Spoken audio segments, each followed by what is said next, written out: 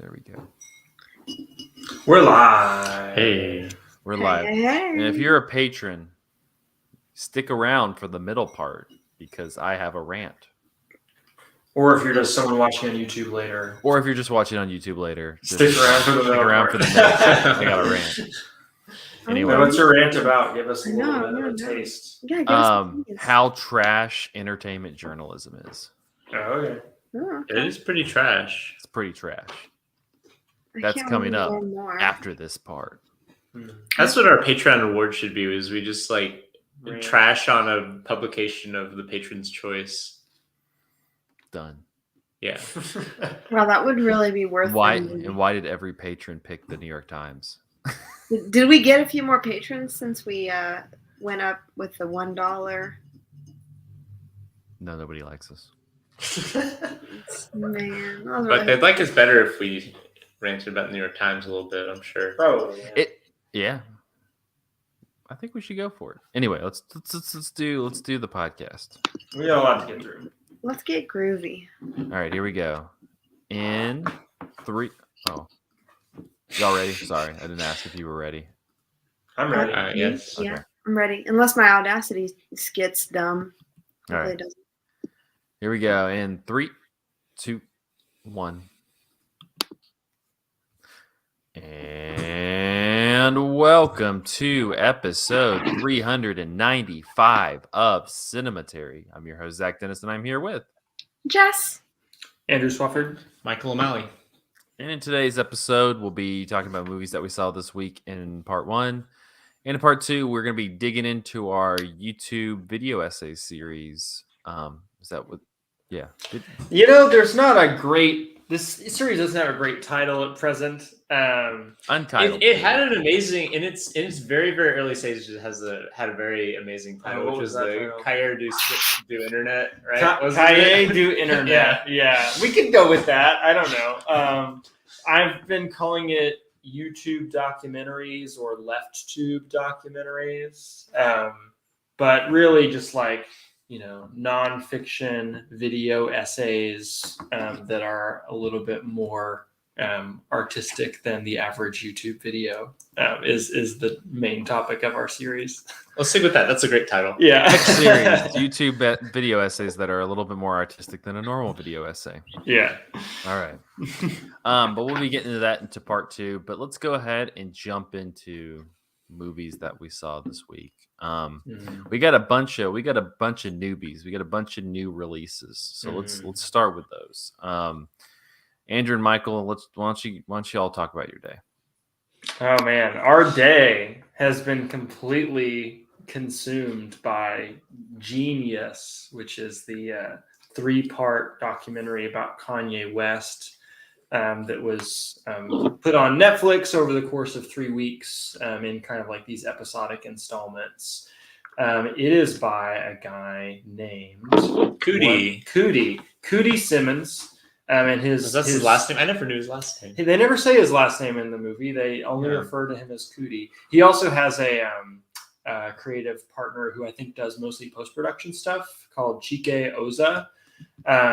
But Cootie is kind of like the central voice of the documentary, and Literal voice. He narrates, and like it opens with him kind of talking about like, here's how I got the idea for the documentary. Like it in any sort of documentary, the presence of the director and like the relationship between the director and their subject is a pretty important factor. And like Cootie puts himself like front and center, and by the end of it, this is a 5.5-hour documentary, by the way.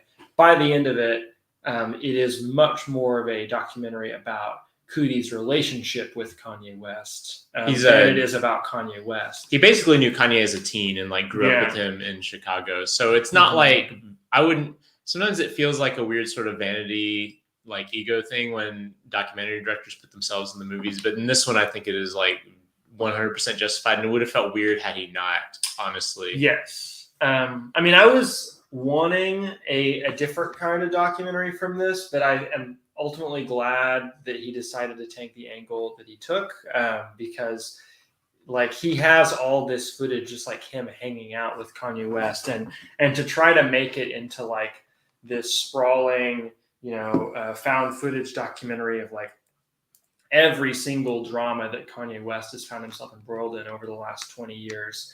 It's just like too much to contain in a documentary, even a 5.5 hour, even a 7.5 hour documentary. But, capturing his relationship with Kanye is much more manageable. And it gives the whole thing kind of a very small scale, intimate feel, even though it's like spanning all this time and it's such a long documentary. It's being shot largely on cameras from the early 2000s. And like it looks like somebody's home videos. Like this doesn't feel like a corporate product in the same way that and I liked this movie, and I know you did too, Michael, like the Taylor Swift documentary that Netflix put out a couple years ago did.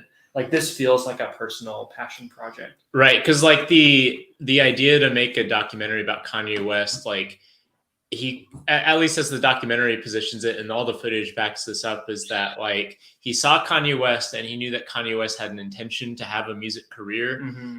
And so he decided to just start filming Kanye West with the assumption that Kanye was going to get into the music biz, and therefore he would be documenting it in real time. He said it was inspired by hoop dreams. He says that directly in the documentary. And Kanye is a guy with a dream. Let's see where the dream takes him. And he thought that Kanye winning Album of the Year at the Grammys for The College Dropout would be the end of the story. But of course, that is barely the beginning of the Kanye West story. I will say that so the documentary is in 3 parts, and the first 2 parts all lead up to that. Part 2 ends with the release of The College Dropout and all the acclaim that he gets. And he says that he wanted to end the movie there, and Kanye was the one who said, no, I don't really want people to know that intimate a version of myself yet. I'm still trying to figure out the persona that I'm going to be playing on the public stage. And I think that probably there's a good, if you just cut the movie off there, it's a good behind the scenes, kind of from the roots up into mainstream commercial success story of Kanye West. And part 3 is really a lot different, more so than the other parts. It's mixing together news clips and mixing together social media and that sort of stuff that we're all familiar with interacting with Kanye with now.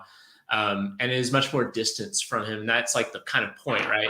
Is in the course of his relationship with Kanye West is being very close to him until he hits that. He kind of gets over the hump into A-list stardom, and at which point he's unable to keep up with Kanye West and they become distant. And then he reconnects with him intermittently, in 2014 onward. And so the last part is very fractured and not nearly as home video-esque, and is more collage-like, honestly, than the other 2 parts.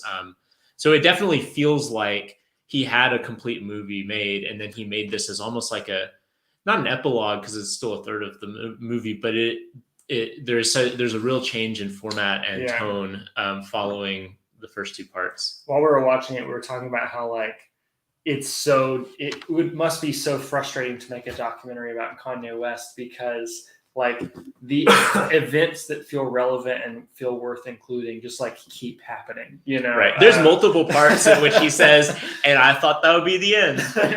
And then it would be presenting Kanye's 2020 presidential run, or presenting Kanye's a conversion to Christianity, evangelical Christianity or whatever.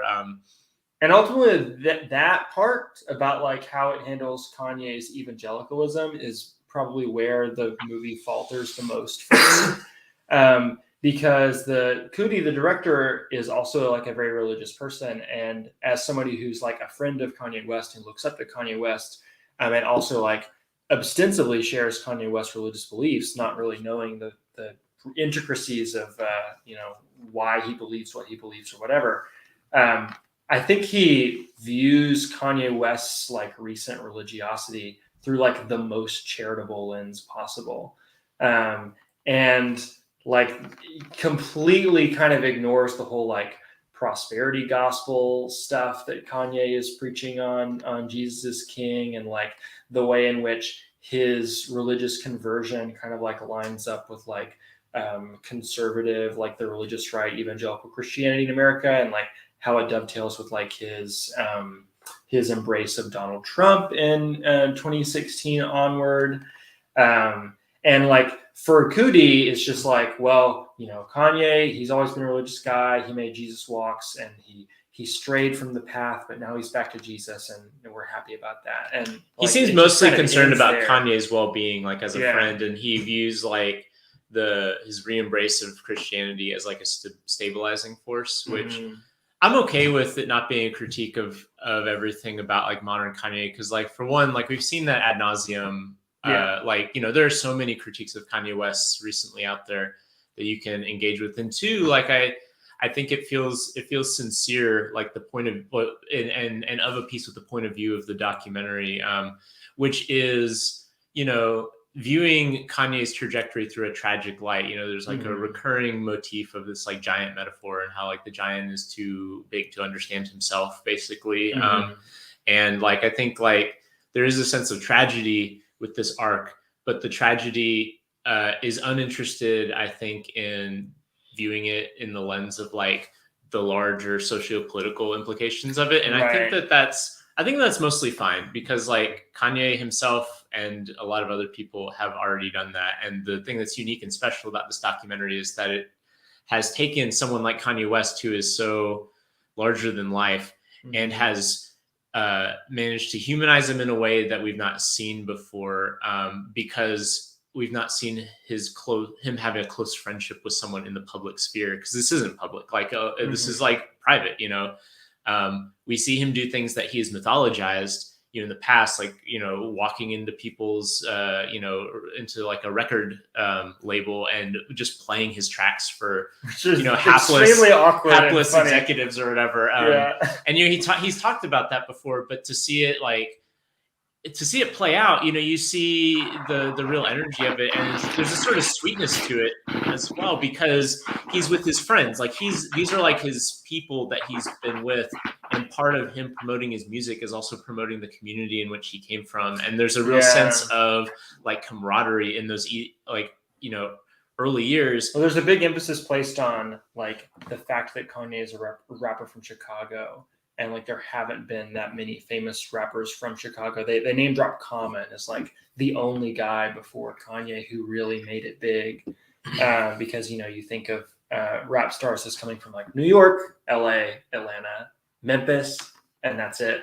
And so like he's very plugged into the Chicago community and like has all these collaborators in his first project. And then like once he gets sort of rocketed into the stratosphere, it's just kind of the Kanye West show. And like some of the most tragic parts of the documentary are like him interacting with people who used to be part of his life, especially Cootie, and him just being like feeling completely out of touch with it. Like there's a scene where he calls Cootie the wrong name like 3 times in a row. It's like the album is like the album release party for graduation or something like that.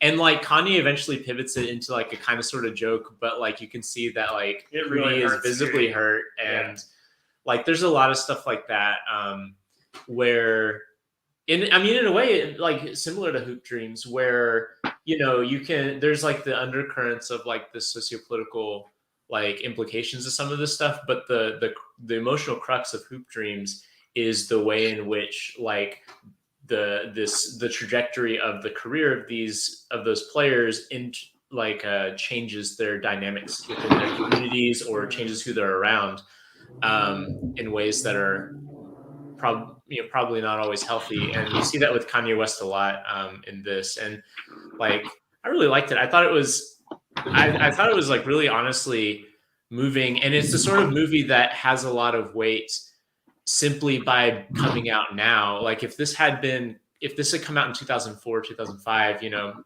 I think it would have been, if not forgotten, then like a curiosity, right? But to go back and see Kanye West in like the year 2001 or something like that now, and to see like where he is, like there is inevitably the modern day Kanye baggage you're bringing into that. And that is like a dynamic that this movie, I think, really plumbs like interesting emotional depths with, intentionally or unintentionally. So like that's like an unescapable context of this movie. And to watch him interacting with his mother or his friends or things like that, it's like sweet. and it's so sad how sweet it is because you know that that's going to be lost at some point. And another point in this is that like the Kanye that we see in the public eye now, who is so like grating in so many ways, is kind of who he always has been, right? Like you see that kind of like narcissistic personality in his like very, very early interviews. There's some great quotes related to that. Like there's a whole riff he has about like people talk about overconfidence like it's a bad thing, but what's so bad about overconfidence? There's no such thing as being too confident. And like, meanwhile, later on in the movie, he has like Kurosawa's Throne of Blood playing in the background, and like while he's in the studio, he also has There Will Be Blood by Paul Thomas Anderson, which apparently is his favorite movie, tied with Akira. And like, I just want to know how Kanye interprets There Will Be Blood and Throne of Blood. It's like Donald Trump's favorite movie is Citizen Kane. Yeah, absolutely. But I mean, I agree with you. I think that it's like a really like fascinating watch, and I do like the really small scale, intimate angle that it's able to take.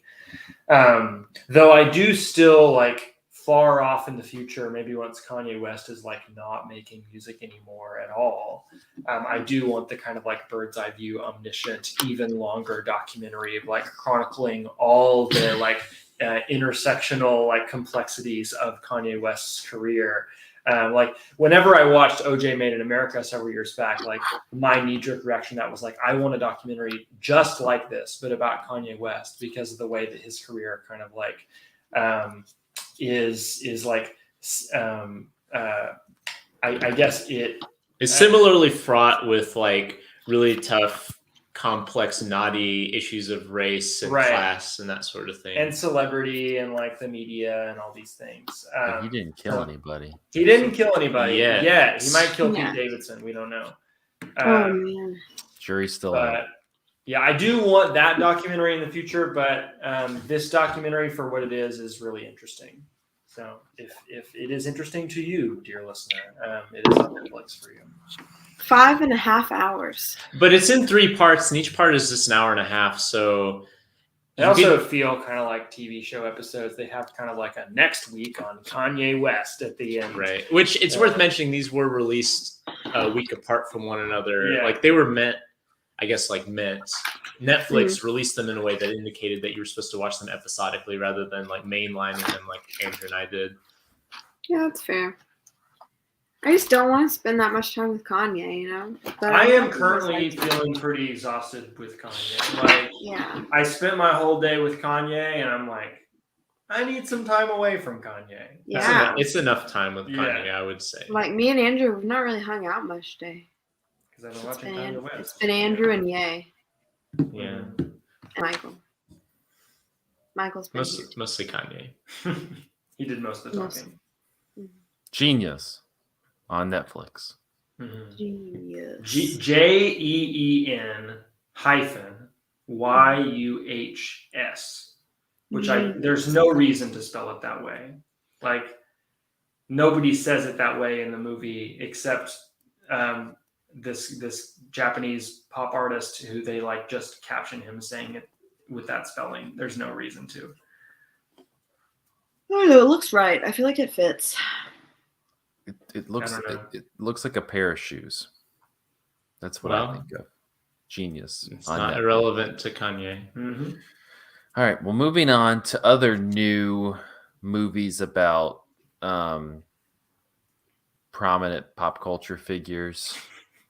The Batman. The Batman. Really? Can we like share a moment of like chuckling about the in front of Batman? Like I think that honestly that is one of the funniest things about this movie is that it's the Batman. There's already been a Batman animated series called The Batman. Wait, really? Yeah. I also think that there's probably that would be funny too. I think there's a comic series that is The Batman too, but I'm not sure. It's never not funny though, because like in the first Christopher Nolan movie, in Batman Begins, the Scarecrow always calls him the Batman, and I always thought that was very funny as well. Like I don't know why it's so funny, but it is extremely funny to me. Like you don't call it the Spider-Man or the Superman. Like why is it the Batman?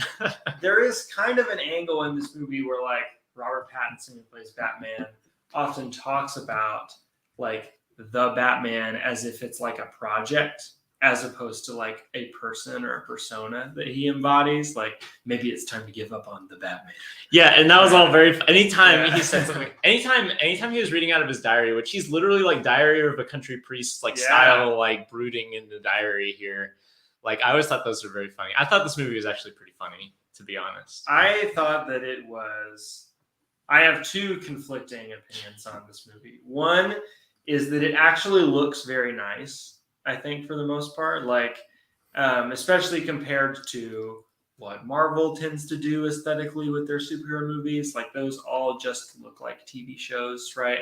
I think that they committed to an aesthetic, and it is like that grim, dark aesthetic that we're probably sick of by now with superhero movies. It's well done, though. And it looks better than the Nolan movies. It does look better than Nolan movies.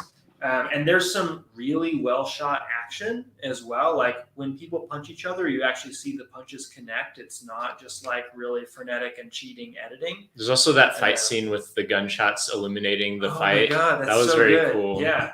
On the other hand, it is like unconscionably long. Like it is way too long. And like I know that most movies that get put out by Hollywood are like a little too long, but this movie is like an hour too long. There is no reason for it to be a full 3 hours, and the story that it tells is not interesting enough to like pull me through 3 hours of it. So I was like coasting on the vibes and the aesthetics and the filmmaking of it for like an hour and a half. And after we got past that point and all that novelty had worn off, I was just waiting for this thing to be over. Also kind of politically incoherent too, which I know you wrote about a little bit in your Letterboxd review, Michael. I did. Jesse, did you see this? No, she did not. Just the dudes. No. Just the dudes talking about Batman. Dudes talking about Batman. We're gonna talking about the Batman. The Batman. Batman and we're gonna rise the Apple Podcast rankings with this one. Yeah, really. Yeah, Batman, Kanye. Can we like throw in like I don't know what else is popular right now? I don't know. Five Nights at Freddy's. Let's talk about Five Nights at Freddy's. Sorry, I gotta rope in all my students in one go here.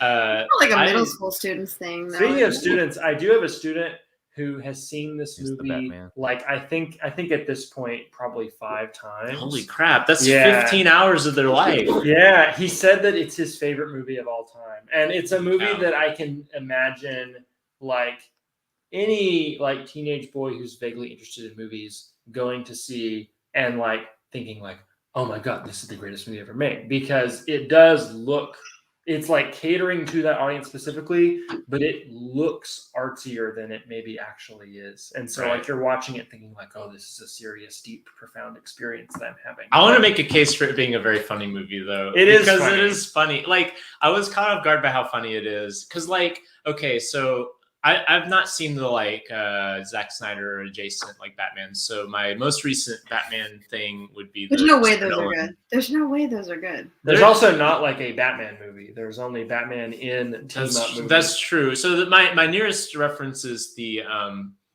Christopher Nolan movies, which have humor in them, but the humor is usually like little dialogue stingers or things like that. There's the pencil making the pencil disappear part. It's very British. It's like you smirk. Yeah, so I'm not going to say that the Christopher Nolan movies are mirthless because they're not. But this movie does things that I think I was just chuckling. Like the Batmobile shows up, and it's like the Batmobile from the animated series where there's like a flame coming out of the back. Yeah. And then there's also this part where they have the Penguin in handcuffs. The Penguin played by Colin Farrell, who's actually really great. I think. Dude, I love Colin Farrell. Hilarious. He is hilarious. He's so funny in this movie. Like, hey, the Batman is over here in my club. There's the part where the Commissioner Gordon shows him the picture of like a mutilated cop or something like that. He's been mutilated by the Joker, and the guy's like, "Hey, that's too rough, man."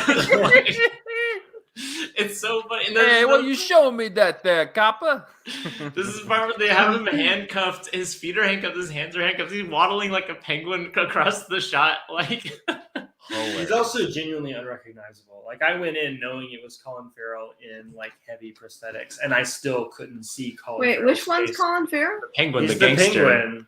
The gangster. Yeah. Hey. In which Batman movie? The new one. The Batman. The Batman. I thought you were talking about the Christopher Nolan movies. There's also, I also thought this was funny, maybe unintentionally so, but there's like a whole motif built around this Nirvana song, which every time it played, I was just like, well, it only plays twice. Yeah, I want to defend the movie on this charge specifically. I don't think it's not bad. It's not bad, but it's funny. It's used twice, funny. And it's used to bookend the movie. Once at the very beginning, funny. Once at the very end. The Nirvana end. song as a recording of Kurt Cobain is used twice. Yeah. However, the score in between is constantly using the like riff, like the central riff in that. I was annoyed by the score, and people have said like it's Michael Giacchino's score. I've heard a lot of people saying they think it's like one of his best scores. I thought it was obnoxiously repetitive, but I didn't actually hear the Nirvana melody in there. I heard the Imperial March from Star Wars. It sounded like Darth Vader. The Nirvana melody is just like a fifth step down, right? Isn't it like? I guess so. Yeah. Like that's playing throughout the movie, and I thought it was so funny. It was like this whole score is a Nirvana song. Anyway, the whole movie's fucking hilarious. It's so funny. Well, and there's parts too, and I know that there was some pre-release hype about this, but he'll take off his helmet and he's still got the like eyeliner on. He looks like he's from The Cure or something. The TikTok people have been making fun of, like, you know, the bat signal goes up and he like runs into a room and just starts like putting on like mascara and then he runs out. No, the funniest part is when he is escaping that police the police station and just jumps off that thing and then just hits a bridge. Yeah. Falls. He falls a lot in this movie. Like he's always tripping. Okay, so I feel like something I heard like during the marketing and lead up to this movie was that it was going to be like weirdly horny or sexual. There's kind of a sexual chemistry between Robert Pattinson and Zoe Kravitz, who plays Catwoman. They kiss once. It's really not as pronounced as I was led to believe it would be. If you want to see the real horny Batman Catwoman, you got to go watch Batman Returns. Like I was led to believe it was something on that level, and I was disappointed on that. Was it? What's the superhero movie that had the controversy about? Yeah, but like the not thing wanting them to like. Well, the thing I'll give this movie is what was your question, Jess? What's the movie that had controversy because they didn't want to have sex? That's every Marvel movie. No, it was like nobody in a Marvel movie. Specifically, the superhero. There was like maybe they were going to try to make the superhero like eat out a girl or something, but then it was one of the Zack Snyder movies because like I don't remember where this came from, but like Shang-Chi. Zack Snyder had to clarify that in his movies, canonically, Batman eats pussy. Wait, does that come up in the movie? That came up. Well, like it came up in the discourse around the movie, and Zack Snyder ended up painting a picture. Oh my gosh. Of Batman going down on Catwoman. I will say in this movie, Robert Pattinson 100% does not only does he not know that or not do that, he doesn't know how to do that. Like I think that's probably canonically in this movie. Like, has he had sex? Debatable. Like, it's not even clear if he has friends who aren't Alfred. Yeah, he feels like such a weird choice for Batman. Like, he's good. I thought he did a good job. I don't know for the role, I guess. Period. Like he's such a. He used to be like the hunky dude, I guess, or maybe people thought of him as that, but not even really. Like it's not like he got the hot boy roles like Channing Tatum or something. But he's just become like Willem Dafoe or something, but like I guess a little bit cuter than Willem Dafoe. I think like, he's just getting real off the rails. Like he's supposed to be like off-putting. Like he's supposed to be like. Were he to be the traditional Bruce Wayne like playboy bachelor, like he would be very like hot. But he's refusing to embody that role. Like it's kind of like the text of the movie is he's refusing to embody that role. And so he's like grimy and gross looking all the time. Like he like comes in from having been doing Batman stuff all night and he's just like sweaty and sleep deprived and his eyes are all red. Like that's kind of like what's going on. Yeah. The mascara is cool though. I like that. It's just the sweatiness. It's just funny. It's just like he's like crying. Yeah. You know, so I thought Robert Pattinson did a good job. You know who I did not think did a good job is Paul Dano as I didn't even know that was Paul also Dano, and he took off the mask, and I thought I knew it was Paul Dano, and I thought he was fine when he had the mask on, though there were definitely things that were laughable about the performance, like maybe intentionally so. But once the mask was off, and like when he has that interrogation scene with Batman, like that didn't work. That was a misstep. I think once the Riddler takes off his mask, which is maybe like 45 minutes from the end of the movie, like the movie just nosedives in quality. But that scene is bad for a number of reasons. One is Paul Dano is like really off the walls in a way that's not like productive. But two, it's like directly interacting with your memories of that same scene that's with the Joker and Batman, and like it's not doing anything interesting with that. Like it's almost just like mimicking that scene in a way, because Riddler makes the same basic point of like, we're not so different, you and I. Yeah. And like, which was really funny because I just rewatched Austin Powers and it felt like the same thing. Mr. Powers, we're not so different, you and I. And there's like this thing that the movie completely drops the ball on, because it's an interesting idea on paper, but it's not done a lot with, is that like the Riddler is inspired by Batman. It's not just that he's like Batman's polar opposite, like, you know, like a yin has a yang. Like he's like, the Batman is the reason the Riddler exists, because the Riddler was inspired to do the things that he did because of Batman. And that's like mentioned in that scene, but then not a lot happens with that afterwards. Just that Batman's like, I realized that I can't just be punching people. I got to save some people too. But then by the end of the movie, he's still punching people. So I don't really understand like what lesson he learned. There's like this thematic arc to the movie that it kind of sets up and doesn't really pay off. Like the idea that like vigilante justice doesn't actually solve problems. But you know what does solve problems is the U.S. military coming and instituting martial law over your city to get all the looters, which is like, how this movie ends. The way that I guess the Riddler is inspired by Batman is that, like, you know, if the legal system is corrupt, you know, somebody's got to step in and fix it.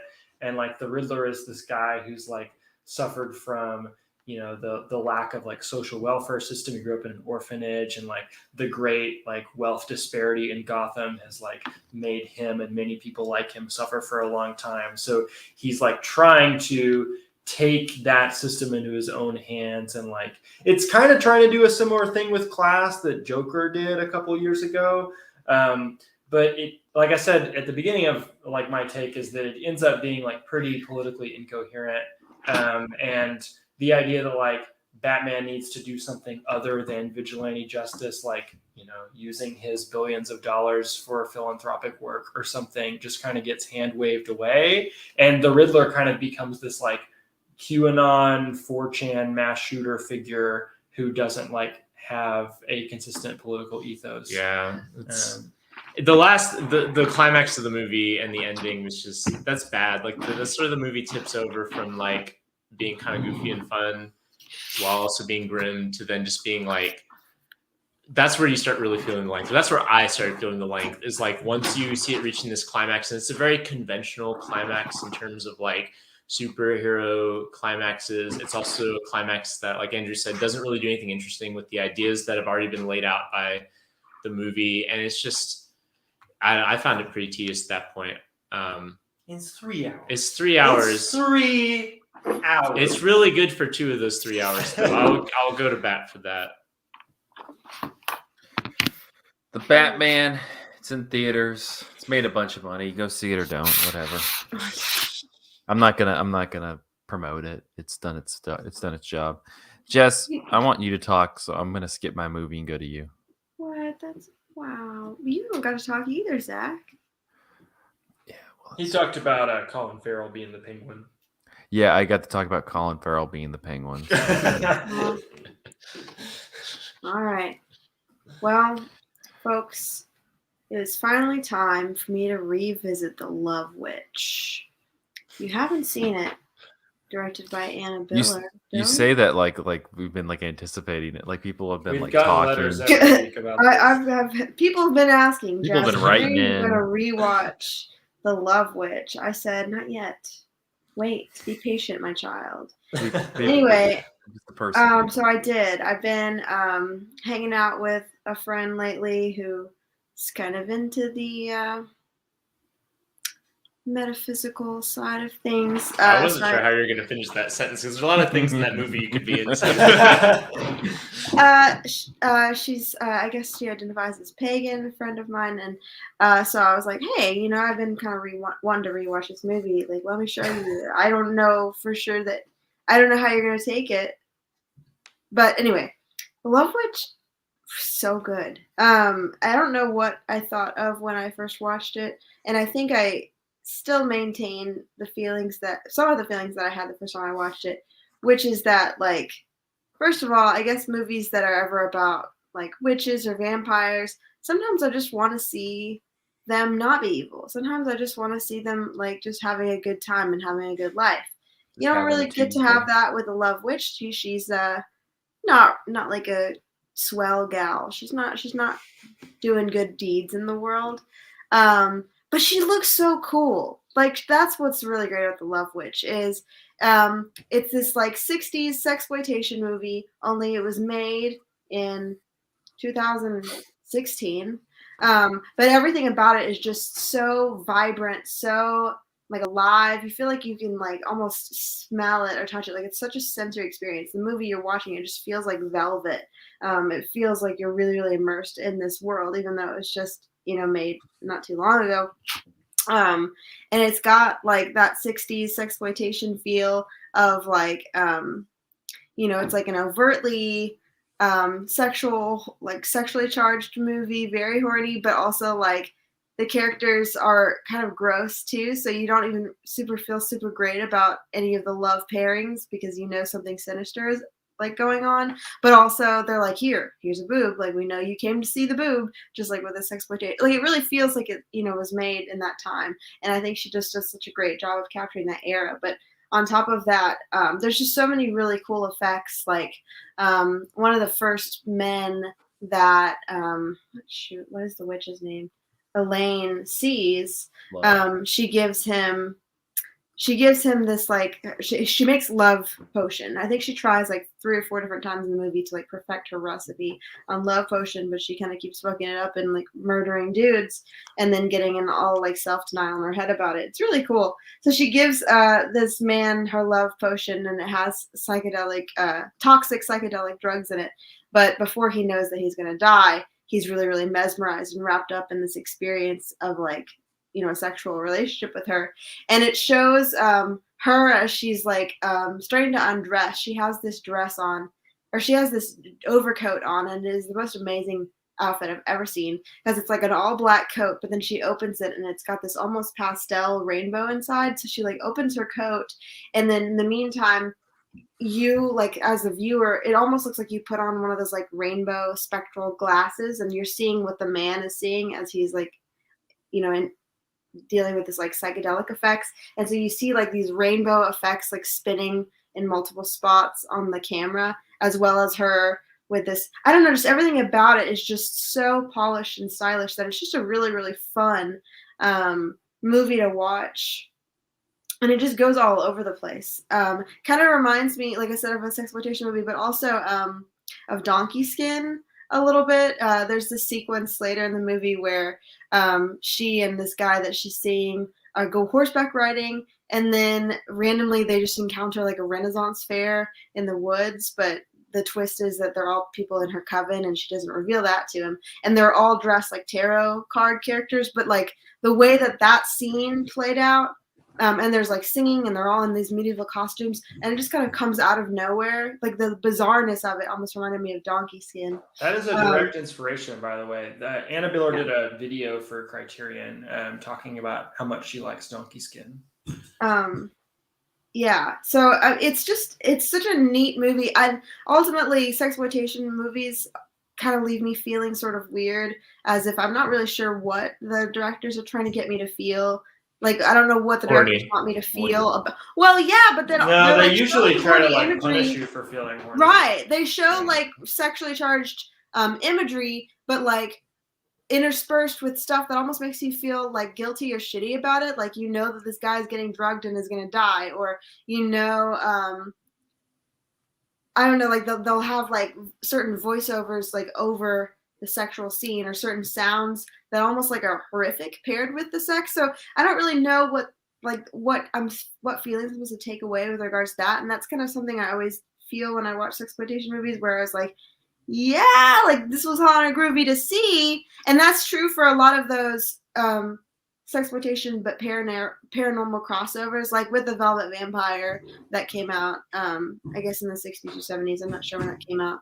Or I feel like there's like several other examples that I'm not thinking off the top of my head. Beyond the Valley of the Dolls is a good example. Yeah. And I don't ever know what to do with it. Anna Biller also directed Viva, and we watched that a couple of years ago. And I don't know I can't remember if Andrew liked it or not. But no, I remember think we were both feeling pretty icky about that. Felt super icky about that one. And that's kind of more about like kind of swinging culture, I guess. But it stars Anna Biller. So I feel like she went on and then did The Love Witch and really kind of perfected her style and like what she's doing there. So ultimately, I don't know how I feel about like her messaging and her politics, but she knows how to make a very, very stylish, compelling movie that just, I don't know. To me, it's all about like the senses, the visuals and the sound and the eroticism. Like it all just is very like palpable almost with her filmmaking. And I just was like mesmerized. Wasn't she also really heavily involved in the costuming of this movie as well? Yeah, she made all the costumes. Yeah, costumes are phenomenal. They are phenomenal. This movie just goes so hard with like not only does Elaine always just dress amazing, no matter what the look is, like every look I want to do myself, but there's also these scenes. There's just so many different pieces. Like she's like this hot goth, almost like Elvira, but then she's like got the vibrant neons and the darks. And then there's this tea room that they go to, her and a friend in the movie. But it's like a Victorian tea room, and just everything about it. All the costumes are so elaborate, and they've got like somebody playing on harp. The whole movie, it's just got so many neat things. Like it feels like you're watching a sexploitation, and then it's almost like a fairy tale. The way, and they like lean into the fantasy elements of it too, and oh my god, it's so good. I liked it so much better the second time I watched it. I feel like I appreciated just all the like the stylistic choices of it above all else. People got what they wanted. Your follow-up reaction. Yeah, now you guys know. Happy to report that I did finally get around to rewatching The Love Witch, and this is what I have to say about it. Everybody's been asking. Stop sending letters. Stop emailing us. Stop with the letters. But thank you for all those concerned. Yeah. All right. Well, we're going to take a quick break. And then we're going to talk about something completely different to all these three movies. Honestly, The Love Witch is not that different from It's Contrapoints. really not, yeah. Keeping the vibes. All right. Except isn't Anna Biller like a turf or something? She is at least Turfy. a swerf. I don't know if she's a turf, thought that was but okay. it would not surprise me. Hey, Andrew, come here. He's not on mic. Tell him to come here. Hey, just like to talk to you. Oh, I guess it's not so much an Andrew, or it's an Andrew problem, but also it's a Zach problem. I found out that at 24 minutes, my Audacity stopped recording. What's up? What's the problem? At about 24 minutes, my Audacity stopped recording. Oh, So there's like, I don't even think any of the things did it get you talking? Are on there anymore. No, that's. Like, hold on, let me see if I can talk to Zach on mic. I mean, he's right here. If you want Yeah, to but see. I can't hear him.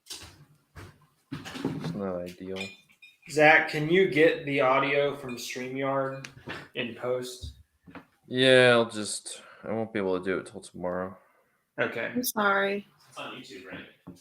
It will be on audio. YouTube, yeah. Yeah, it just takes a minute.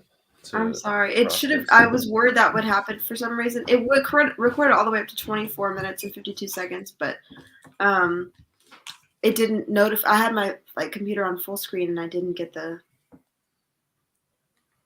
I don't know why. I just always have technical problems. I'm so sorry. Oh, Andrew, you're gonna need to close that door. I The am. cats are gonna- $3.95.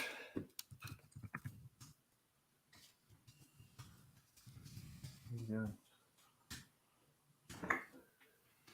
I'm gonna use the bathroom too. What are you doing over there, man? What are you doing? Oh yeah. You know how let's talk about how trash entertainment journalism is. Tell us about that, Zach. Yeah, please. So entertainment journalism is trash. Yeah.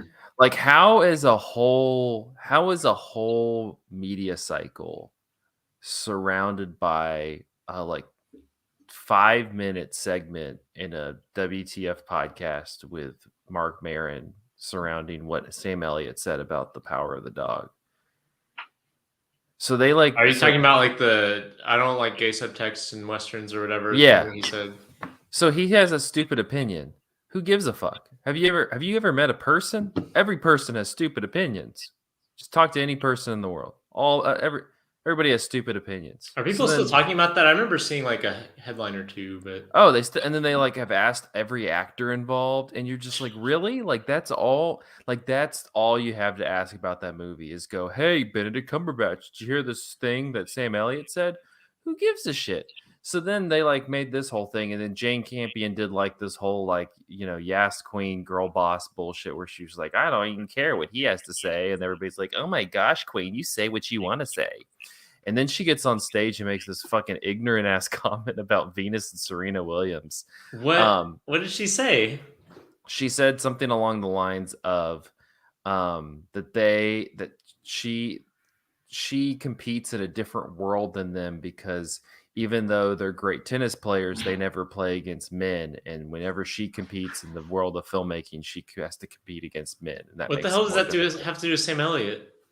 Well, my thing is just that these media cycles and entertainment journalism are fucking stupid. These are different media cycles.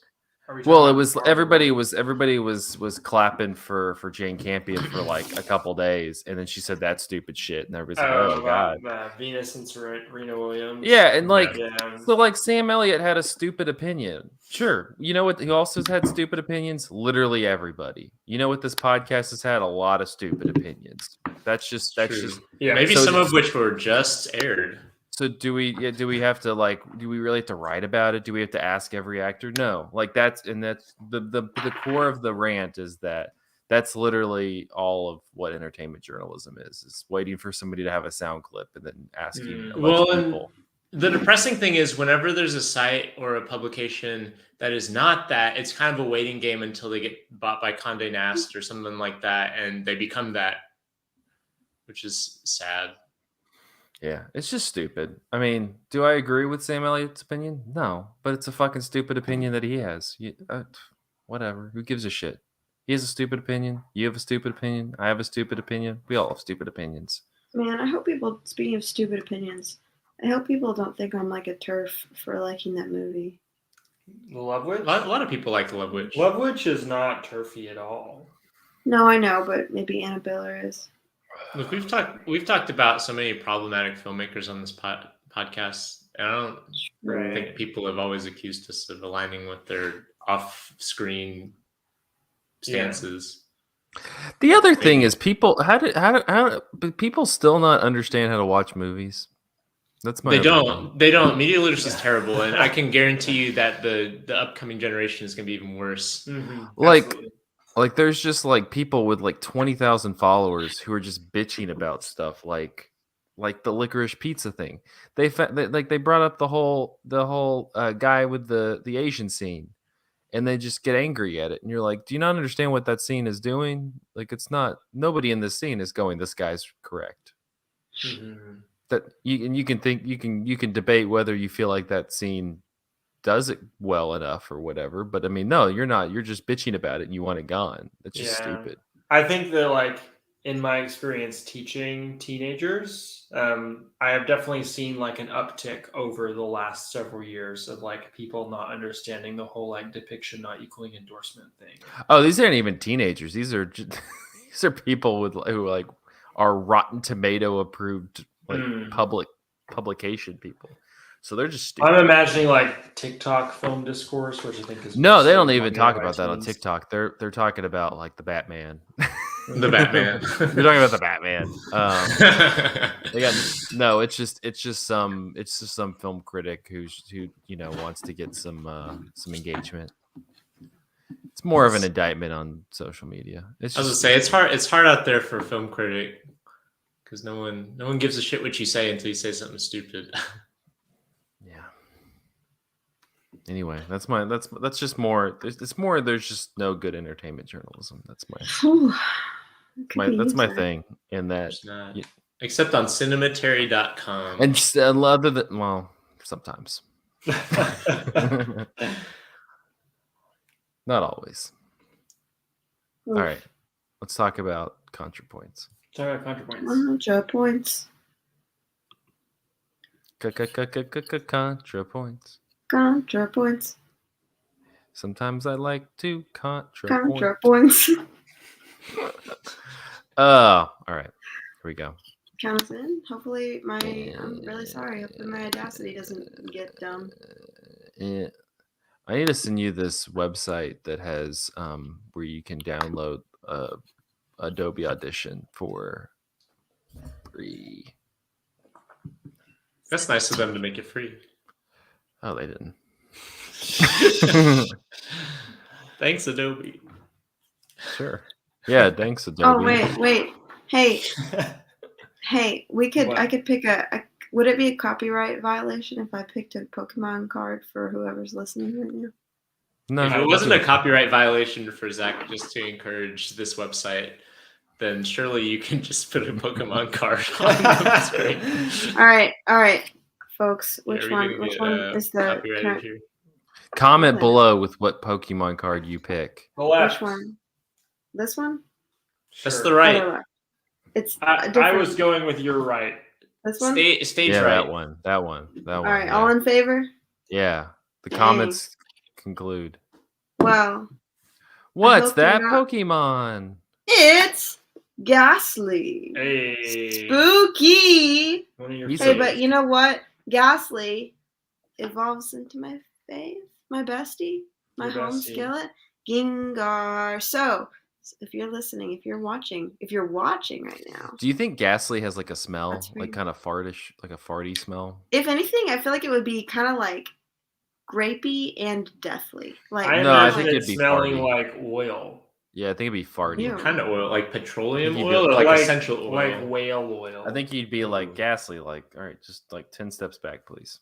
Kind of like lavender and poison, I think. Like even after we've gotten a little over social distancing, you would social distance with Ghastly.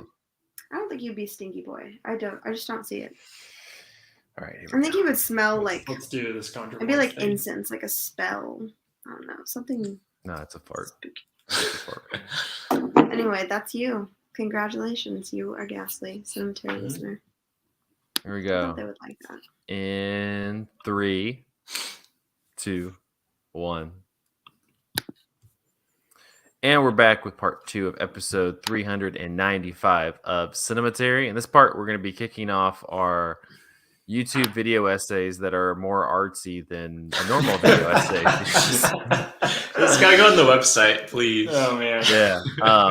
But I'm gonna hand the keys over to Andrew. Andrew, take it over. Yeah, I don't have like a info sheet as Zach often comes into Info wars of these. Yeah, I don't have any of that either. But I just wanted to give a brief overview, kind of off the top of my head, of like what the idea for this series is, and also give people a brief introduction to the creator that we're going to talk about today, Contrapoints. So this series is called. Can I admit that I thought her name was Contrapoints?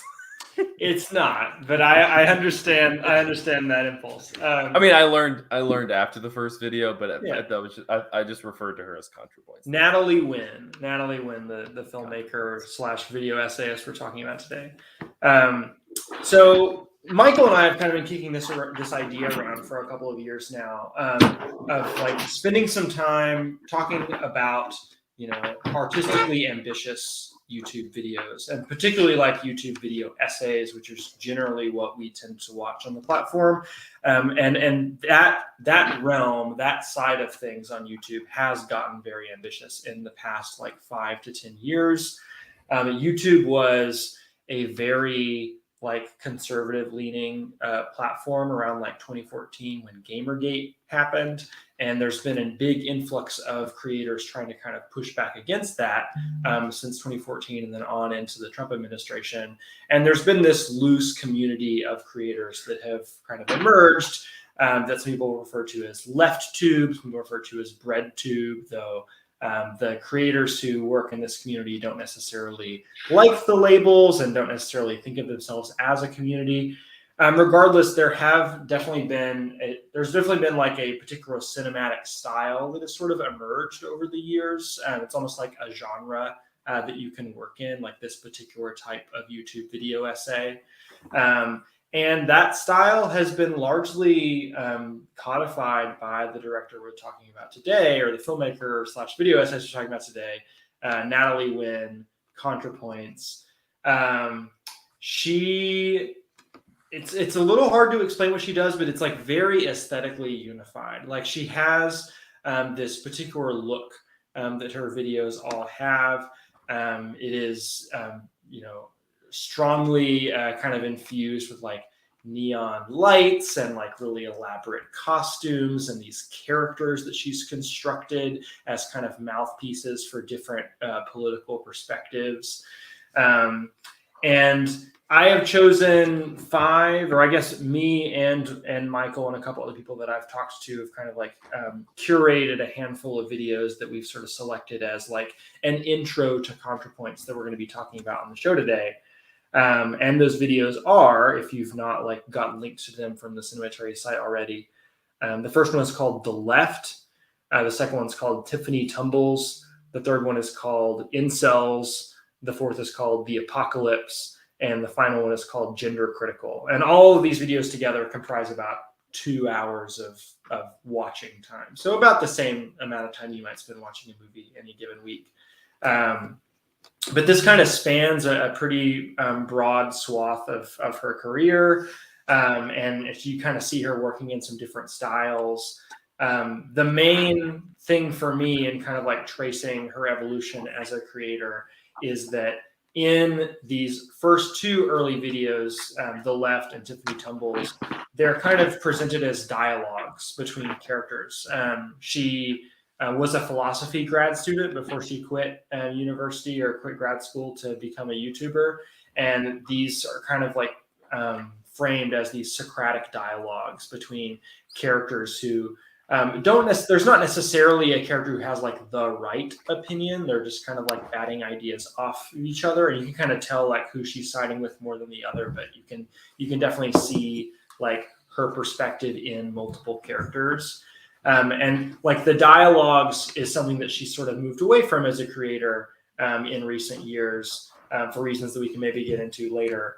But her videos, the last 3 videos in the lineup here are more like, your typical like talking head video essayist speaking directly to the camera. Though she does utilize, costumes and characters to kind of like have these different perspectives represented, though not necessarily in as theatrical of a way as you see in the dialogue videos. So that's kind of like my general intro to like Left Tube and Contrapoints. I think that I know that me, Michael, and Jessy are all big fans of what she does and have been for a long time. So I'm excited to talk about her with you guys, but I'm also excited to hear from you, Zach, who I think have never like encountered her work before. Is that right? I thought her name was Contrapoints at the beginning, so that tells you. Oh, is it me? I mean, sure, we can start with you. Yeah. What was your first impression of Natalie Nguyen / Contrapoints? Lot of strong theater kid energy, which I didn't like. It's very camp.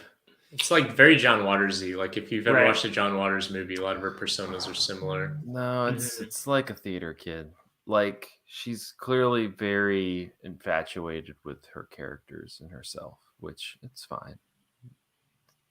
Do I want to like engage with that? No. Mm.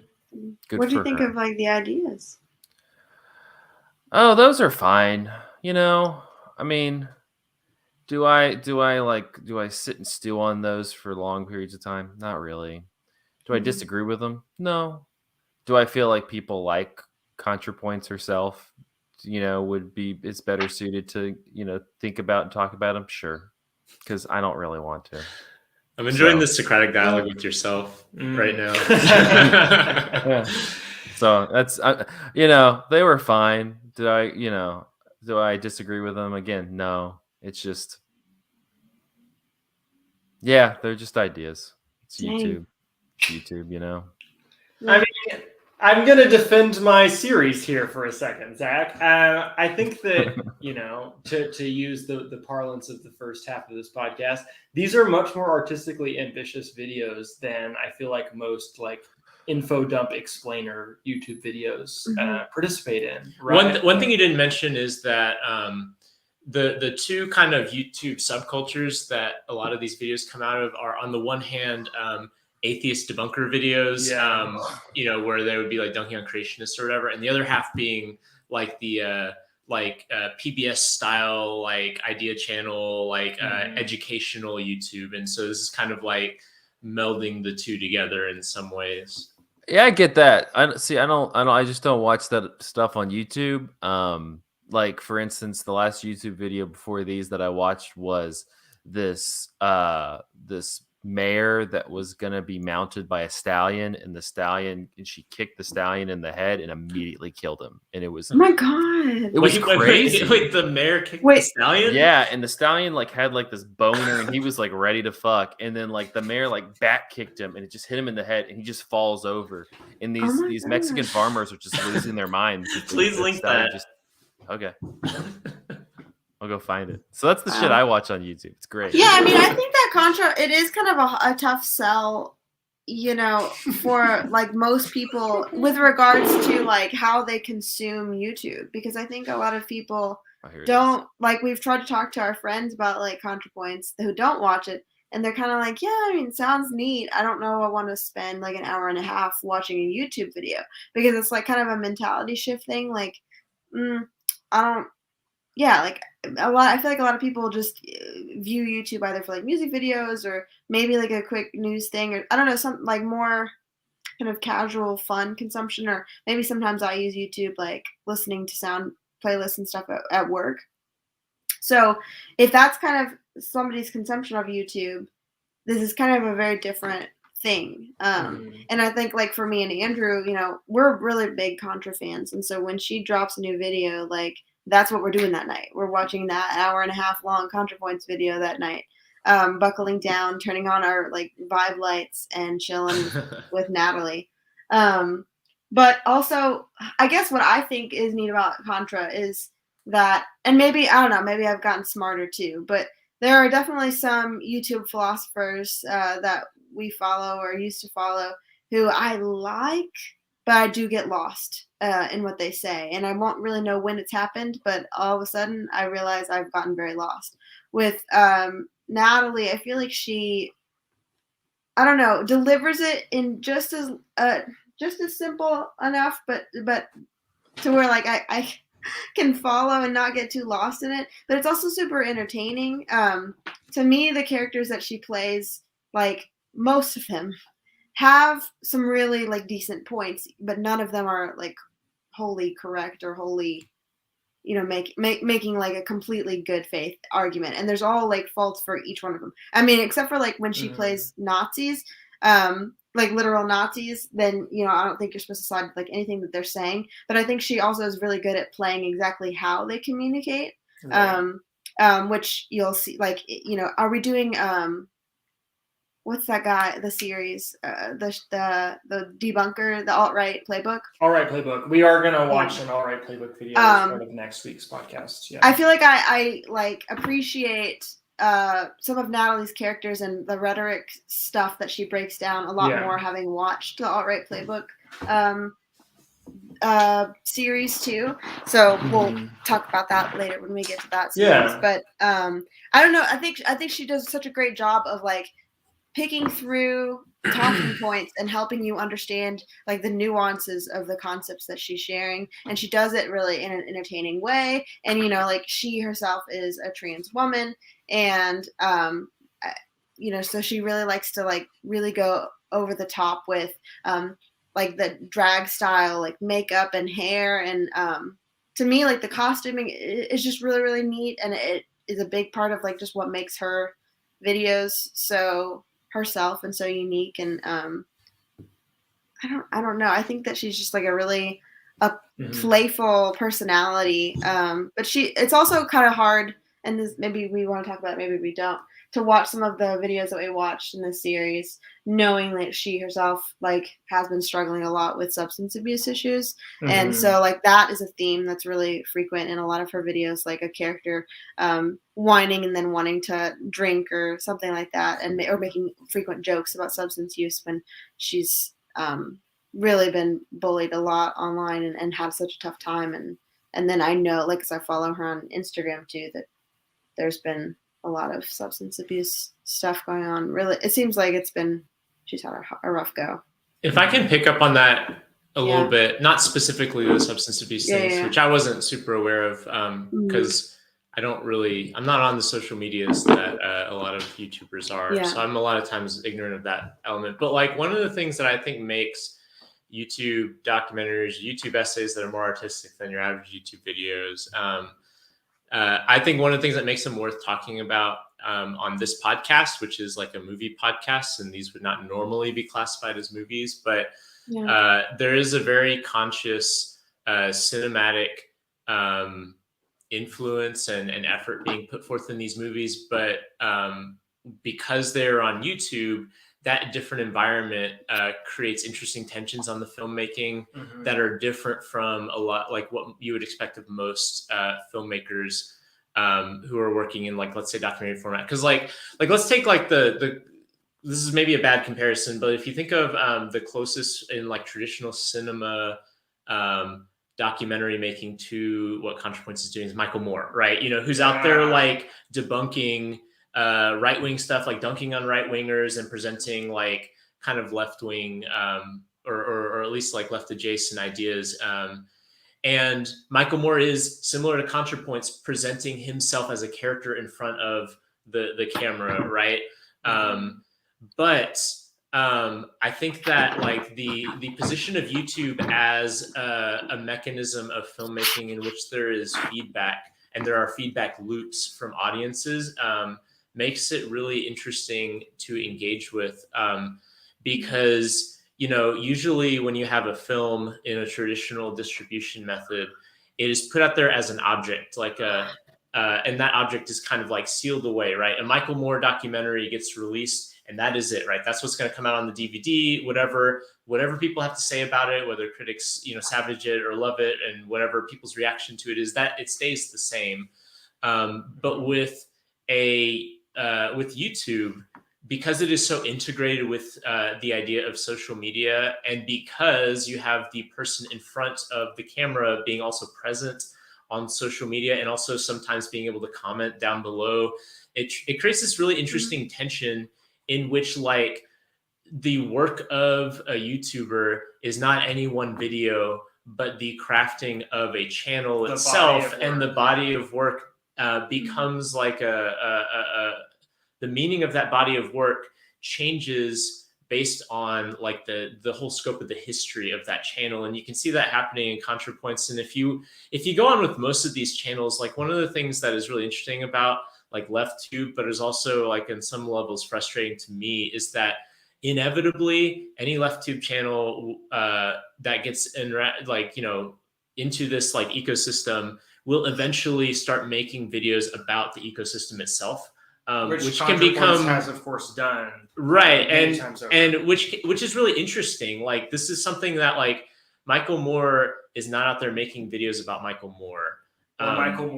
Or Michael Moore's audiences. But eventually, a lot of these channels end up being really self-reflexive in ways that I think are really interesting and also frustrating because if you're into the channels for like, let's say the Socratic dialogues, those kind of go away. Yeah. But increasingly, you see this the videos themselves are reacting to past videos and reacting to ways that people have engaged with the videos in the past, and sometimes in like really fairly serious and rigorous ways. And I think that that's like an interesting dynamic that is not something that you see in traditional cinema, but I think is in the internet age increasingly endemic of internet media. Internet media is inherently self-reflexive because it is positioned within an ecosystem where audiences participate. Yeah, I think that's super interesting because the ecosystem of like filmmaking and film festivals and movie theaters is like the filmmaker monologuing at you, and you don't have a chance to dialogue with them. And that is like the heavy dialogue of the YouTube ecosystem has become a problem for filmmakers or video essayists like Natalie Nguyen, because we were talking in the break between part 1 and part 2 about like media literacy being kind of becoming increasingly worse as online. And one reason I think that Natalie has shifted away from doing the Socratic dialogues to doing more of a talking head style, like information delivery system video, is that I think people have a really hard time like dealing with those gray areas and dealing with like room to interpret what her perspective actually is across multiple characters, especially because I think that she this kind of goes back to something you were saying, Jesse, does a really good job at kind of like empathizing with her opposition. Like she is a leftist. She does like strongly disagree with many of the perspectives that are represented in these Socratic dialogues, but she kind of understands how the other side feels, even though she knows they're wrong about some like fundamental factual stuff. And I think that like for a certain kind of audience member on YouTube, like that's not okay, right? Like we want it to be very black and white. We want it to be like, here is the correct thing I want you to take away from this video.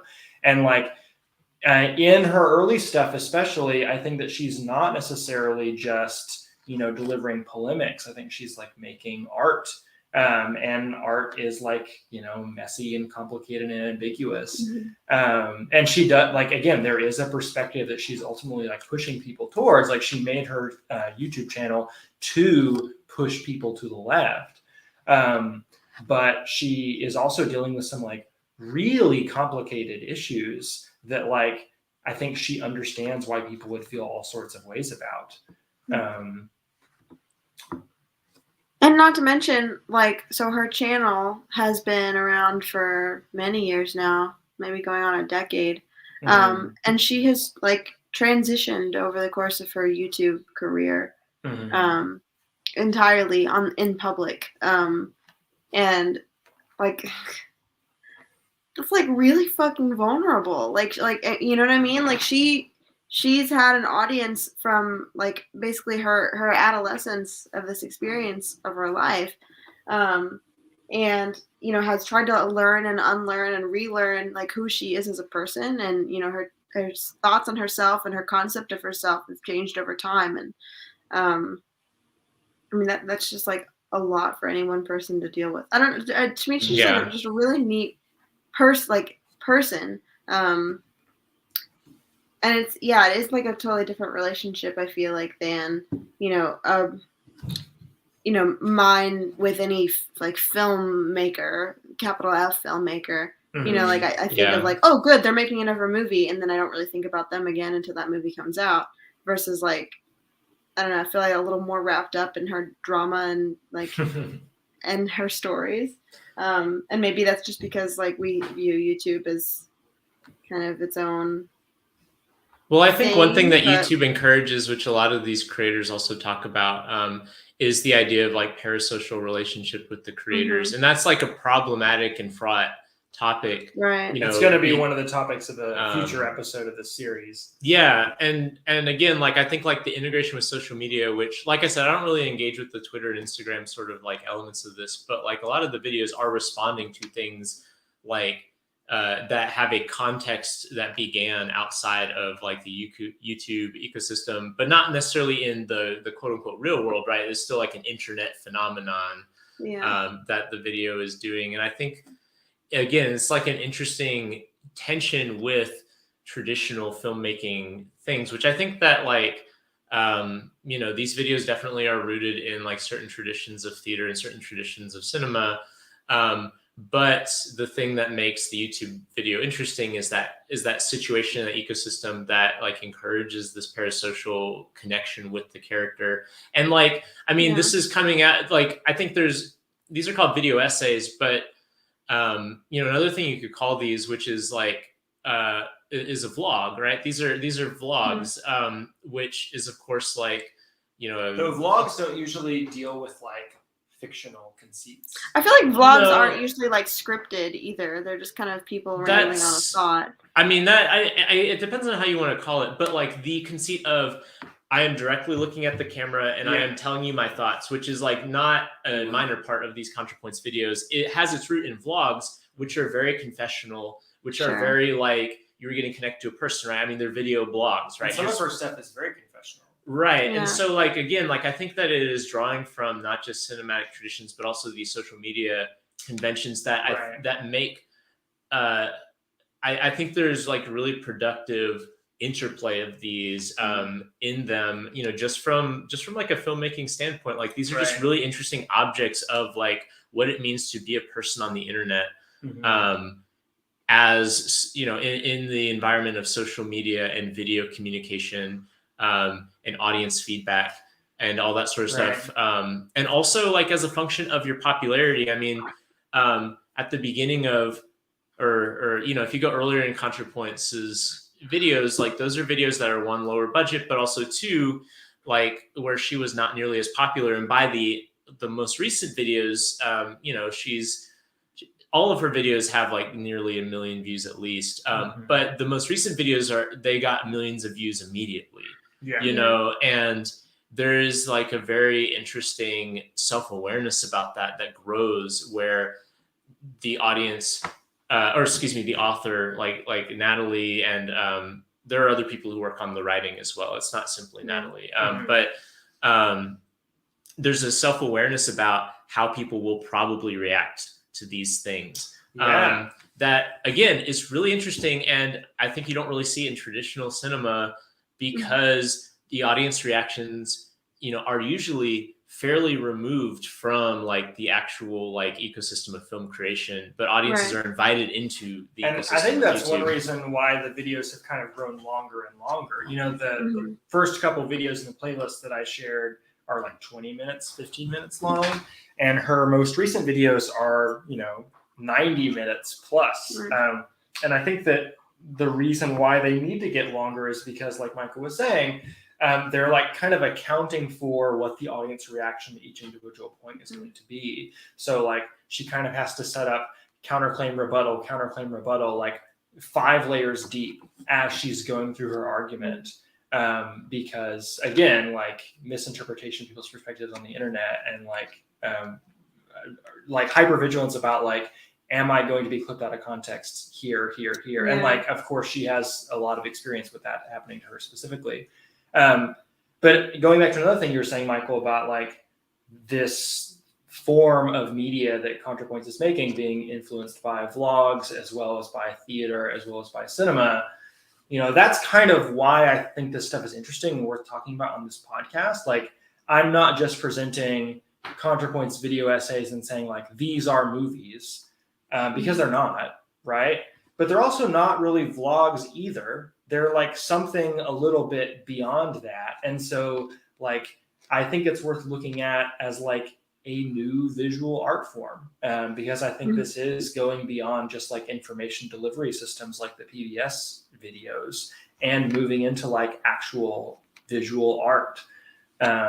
So like, I think it's like worth looking at as it's kind of happening, like I think that the joke name we had was like Cahier du YouTube, because one of the things that Cahier du Cinema was doing was like kind of reassessing the state of Hollywood cinema as it was coming out. Like let's reinterpret westerns as art and crime movies as art and things like that. And I think that is also a conversation worth having about the ambitious stuff that's happening on a site like YouTube. Mm-hmm. I mean, also, like, since that's the neat thing about her thing is, like, she's grown and expanded, and as she's grown in popularity, her budget has increased, so she's able to make longer videos. She's able to pour a lot, like, more money with costuming, with cinematography, with music, just with the whole, like, experience, the whole pizzazz, the, like, razzle dazzle, because she's got a platform, for better or for worse, like, I don't know, the whole like concept of like having a platform is just interesting to me and horrifying. I don't know. I guess I've been thinking about that a lot since we watched Life of Brian too. We just got all these different people like who go stand on little pedestals and see how big of a crowd they can gather, and it's like exactly what YouTube is, or just like, I don't know. It's like everybody. A lot of people right now, like that, I feel like, especially kids. I work with kids, and we did career lessons in January, and like half of them want to be like YouTubers or video streamers, and everybody thinks that they can just speak out loud, and somebody's gonna go and listen to their whatever, their podcast about movies, and it's all friends, people who went to college together. I don't know, but like, I don't know. It's scary, but it's cool. Like everybody wants this, but then do you? What's different from Contrapoints and the kids who just want to be video streamers? That was kind of what I was going to ask. Is like she is the biggest like leftist video essayist, like bar none. And so I'm kind of wondering what y'all's perspective is on like what about her channel, what about her like filmmaking style makes her stand out and like has led to such success. I mean, I think there's historical factors like the fact that like one, the understanding of YouTube as a place that had kind of like an ideological vacuum, that had, there's real momentum building around particular issues with a particular right-wing perspective that, she could jump into existing conversations, and that kind of builds in a sort of audience. I think too, like there is like I said, like the parasocial element of it. And also I don't want to call it drama, but there is like a personal stake in like, a person who is like literally figuring out their gender identity, like, on like in real time. And a lot of the older videos, like pre-transition, have been deleted, but I remember watching some of those as well. And there is something really compelling about that, that I think like is not necessarily tied to an ideological position either. That is also, kind of weird. I don't know. It's weird. It's weird to comment on because it sounds a little bit exploitative in a way, but like, I think it's undeniable that like the whole, like I'm coming out as a YouTuber played a role in her audience building as well. Well, she can be really smart, but nobody watches videos because she's really smart. Well, but also like there's an element of entertaining. No, I mean it's probably that. I don't think it's just that reason. I mean, I think she's really funny, or at least like has a particular sense of like extremely online sense of humor that like people are entertained by. I think that there's a thing in YouTube history. Where they started letting you choose the thumbnails that people would show on videos. Because before that, it used to be YouTube would pick the middle frame. It would be like the middle frame or a random frame. And I think that like she got really savvy about like doing really distinctive thumbnails that one like kind of foregrounded her persona, but two were like colorful and eye-catching in ways that like you look back at a lot of like YouTube thumbnails. And like you have like impact font with like a guy yelling, right? That's like kind of like the genre of it. And again, like in the historical moment in which she came, she kind of started rising to prominence, she was able to kind of riff on that, in which there's still like a character, like a person that you're looking at with fonts, but was doing it in ways that were like eye-catching and different. And I mean, I think also, like I mentioned, like there's like very specific YouTube, it seems silly to call them traditions, but like certain YouTube traditions that she was plugging into as well, where there's already an established audience that's interested in like educational YouTube. There's already an established audience that's interested in like debunker YouTube, right? There's already like an established format that's like vloggy. And there's people even that are within the like, or adjacent to a lot of these people would do, like John Green and those Hank Green and stuff are not, they're just like a couple degrees of separation in terms of interpersonal relationships with like a lot of these people who would become like the leftist YouTubers. And those people had a lot of like influence and clout as far as like establishing like the early YouTube format of like audience interaction and stuff like that. And in addition to like having their hands in like the educational YouTube. And I think that like Contrapoints was again able to like participate in these existing things while also doing something that was new enough that it was able to attract attention above like the like, the voices. And also like, I mean, back in like 2015, YouTube was a smaller place. It wasn't small at the time, but it was smaller than it currently is.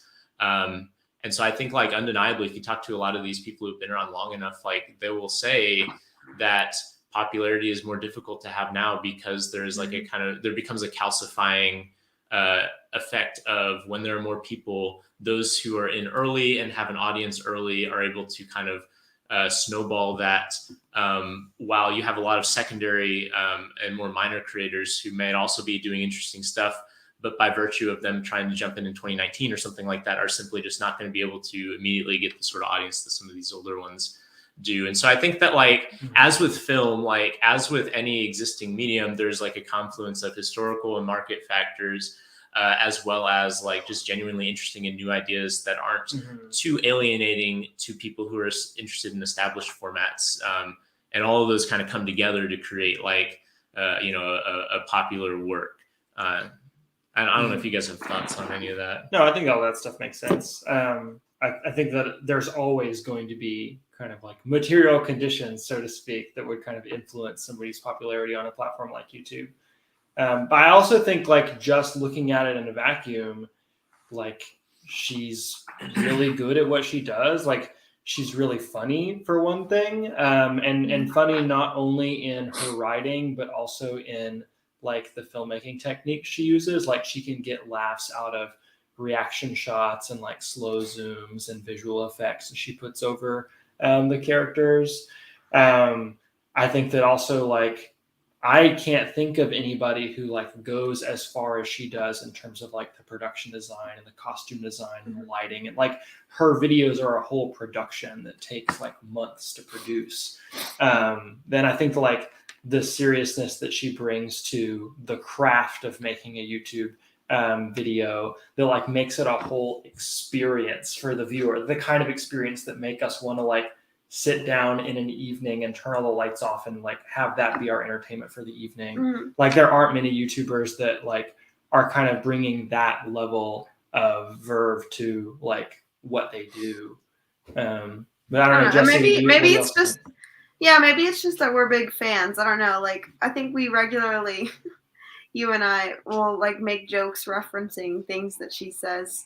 I'm like can't remember it. There's a lot of like running jokes, and like she will cut back to earlier videos and like bring in old characters and things like that. So that kind of goes back to what Michael was saying about YouTube being more of a dialogue than a monologue, an ongoing process than like here is the product. I also just think like what if what she set out to do was try to break down like, political concepts for people who are on the fence or people who want to understand the nuances of different things and different viewpoints. I think she does such a great job of, like I said, showing different sides and kind of giving both straw man, but also like very valid portrayals of the thought processes on both sides, and it's helped me understand things a lot better over the last few years, especially in the rise of the Trump era, and how I feel like that's really changed our culture in America. I feel like I do think that that's like a super important historical thing too, is that like like a lot of these channels got like a huge boost in audience because of Trump, right? Because it was Gamergate, was an extremely online thing that like, a lot of people paid attention to, but not a lot of people who weren't already like into video games and stuff like that. But the Donald Trump and like Unite the Right rally and like a lot of those things, I think forced people to go to like, let's say Google and just like Google, like, what are incels? Well, like, what are whatever. I found out about Contrapoints because I got recommended, like on the sidebar on YouTube, her video, How to Identify a Fascist, which is now like the first video on her YouTube channel because she's deleted all of her older stuff. And like, I think that you're right. Like myself, and I think a lot of people kind of saw politics as like what it really is like throughout the Trump years, and like kind of became radicalized by that.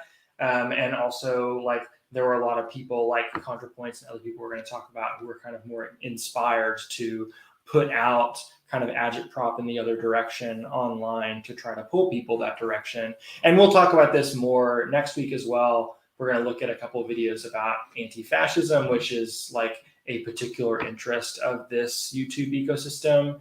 And like the big like kind of crown jewel in that set of videos is like Sean's video about Charlottesville. It's like an hour long. Like, let's look at all these live streams of people who attended the Charlottesville rally and kind of piece together a narrative of it. I will say, like, hilariously, like if the inauguration of Donald Trump and like a lot of the fascist like energy that was going on nationally at the time was a like unifying and like energizing moment for YouTube leftists. Hilariously, in a mimic of like, I guess, like actual national conversations around leftism, as the Trump administration's first term wanes, you see that fracturing because of infighting and stuff as well, which, is like, again, like I think makes a good case for this being kind of like a product of a particular like historical moment as well, because it mimics like the dynamics of this ecosystem mimic a lot of the dynamics of like just broader like American politics to the left of center in ways that are kind of interesting. Again, like I find sometimes kind of frustrating that it's like, I kind of wish this weren't also happening on YouTube. Yeah. Zach, so Zach is thumbs down. I didn't say that. You have said that without saying it. Were there any redeeming values of this to you at all? I don't know. I worked 11 hours today. I'm tired. I work in news. I listen to people's opinions all day. So it was just more opinions. And I just like this. Good for her. She's got 2 million subscribers. The fuck does she need my subscribe for? It's fine. She gets to do her thing. I get to do my thing. And we all get to live a day. That's how I feel. Hopefully. I think if you like exploring political concepts, and also, you like pizzazz, you like theatrics, or maybe you're interested in queer theory too. I think that she's a great channel, and a public figure who I just think is very interesting, but also just sad. Like I kind of worry for her. If you subscribed and started commenting, maybe she'd also punch a stallion for you. Oh man, I wish. Anyway. No, she's not. I mean, she can do all she wants. She's not gonna beat the shock of that video. This is fantastic. It's a great video. If my closing thought is go to YouTube and go to the search bar and type in "Mayor kills stallion with one kick."